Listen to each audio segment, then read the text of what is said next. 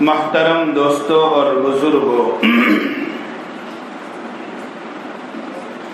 گزشتہ 2 جمعات سے جو عنوان چل رہا تھا کہ امت کی بیٹیاں، امت کی بہنیں ارتداد کا شکار کیوں ہو رہی ہیں،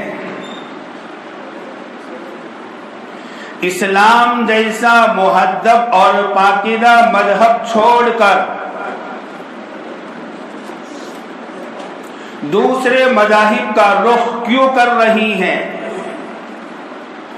وہ کیا وجوہات ہیں جن کی بنیاد پر ہماری مسلم بہنیں، مسلم بیٹیاں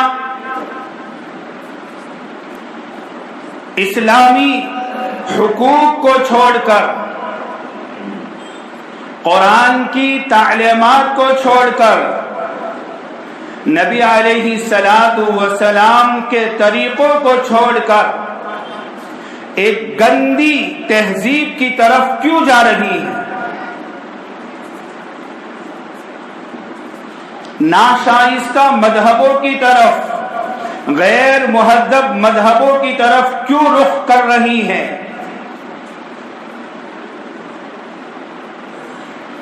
اس کی پہلی وجہ میں نے بتائی تھی کہ شادیوں کے اندر دیری کی جاتی ہے۔ گزشتہ جمعہ کو میں نے عرض بھی کیا تھا کہ بھوک لگے، حلال کھانا نہ ملے تو چاہے مرد ہو، عورت ہو، جوان ہو، بوڑھا ہو، بچہ ہو، یا پھر انسانوں سے ہٹ کر جانور میں کوئی بھی قسم کا جانور ہو، اپنی بھوک مٹانے کے لیے اگر حلال میسر نہیں ہے تو پھر وہ حرام کا رخ کرے گا۔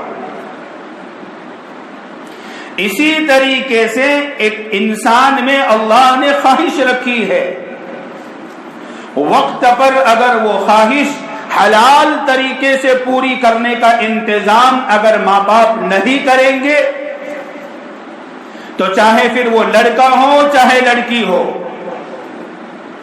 حرام کی طرف جائیں گے۔ اور آج آپ ملک کا حال دیکھ رہے ہیں، زیناکاری کو کتنا بڑھاوا دیا جا رہا ہے، کتنا آسان کیا جا رہا ہے، حتیٰ کہ زنا کو آج کل گناہ ہی نہیں سمجھا جا رہا، ایک فیشن بن گیا ہے زمانے کا۔ آسانی کے ساتھ 50-100 روپے میں انسان کی یہ خواہش پوری ہو رہی ہے تو پھر 1.5 لاکھ 2 لاکھ 3 لاکھ کے خرچے کی طرف کیوں رخ کرے گا؟ تو ایک سبب امت مسلمہ کی بیٹیوں کے ارتداد کا یہ ہے کہ 12 سال کی عمر میں، 13 سال کی عمر میں بالغ ہو رہی ہیں، شادیاں ہو رہی ہیں 25 سال کی عمر میں، 30 سال کی عمر میں، 22 سال کی عمر میں۔ یہ 10 سال 12 سال وہ اپنی بھوک کہاں مٹائے گی؟ یہ سوچنے کی بات ہے، غور کرنے کی بات ہے۔ جن کے گھروں میں جوان بیٹیاں ہیں اپنی بیٹیوں کی فکر کریں، جوان ہونے سے پہلے رشتہ تلاش کریں، بالغ ہونے سے پہلے رشتہ تلاش کریں، نیک اور دینداری کے بنیاد پر رشتہ تلاش کر کے بالغ ہونے کے بعد اپنی بیٹی کو قرآن کی تعلیمات کے سائے میں، صرف قرآن کے سائے میں نہیں، قرآن کی تعلیمات کے سائے میں، احادیث نبویہ کی تعلیمات کے سائے میں اپنی بیٹی کو سسرال پہنچا دو، رخصت کر دو۔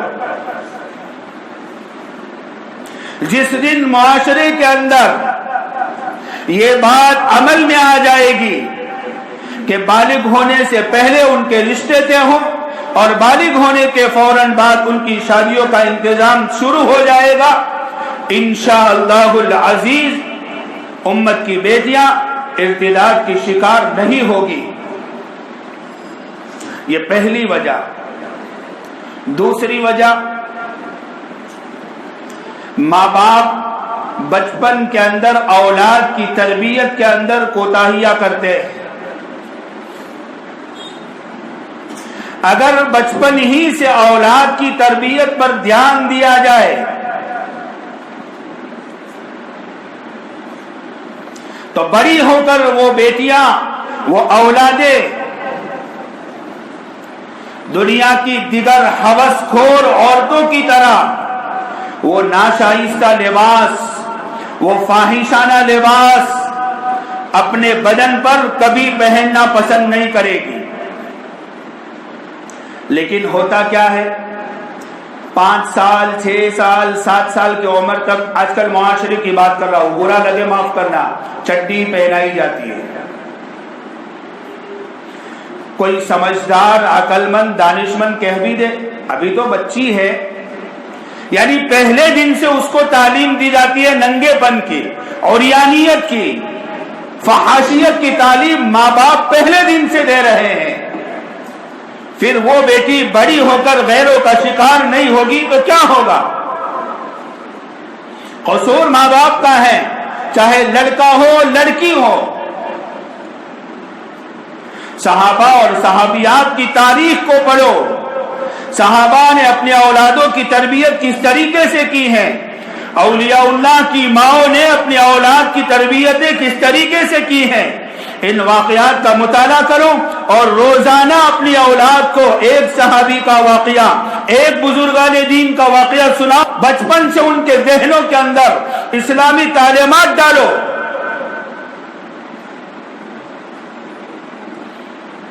اگر یہ کام نہیں کیے گئے تو یہ ارتداد کا سلسلہ نہیں رکے گا۔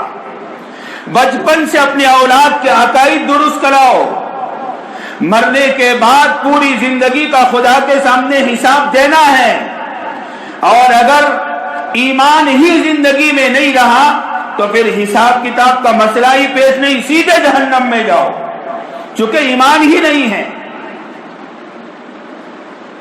جنت اور جہنم کا حساب کتاب تو اس کے لیے ہے جس کی زندگی میں ایمان ہو، لیکن ایمان کے ساتھ کچھ بدعمالیاں ہے، ایمان کے ساتھ کچھ گناہ ہے، لیکن یہ تو سرے سے اس کی زندگی میں ایمان ہی نہیں ہے، تو اس کے لیے تو دائمی جہنم کا فیصلہ ہے۔ جہنم کے عذابات اپنی اولاد کو بتاؤ، فضائل کے ساتھ ساتھ زمانے کا تقاضا ہے، ماحول اور معاشرے کا تقاضا ہے۔ قرآن میں، احادیث کے اندر آقا علیہ الصلوۃ والسلام نے جن جن گناہوں پر جو جو وعیدات بیان فرمائی ہیں، وہ وعیدات اپنی اولاد کے سامنے رکھی جائے۔ یہ ہے تربیت کا طریقہ۔ خواجہ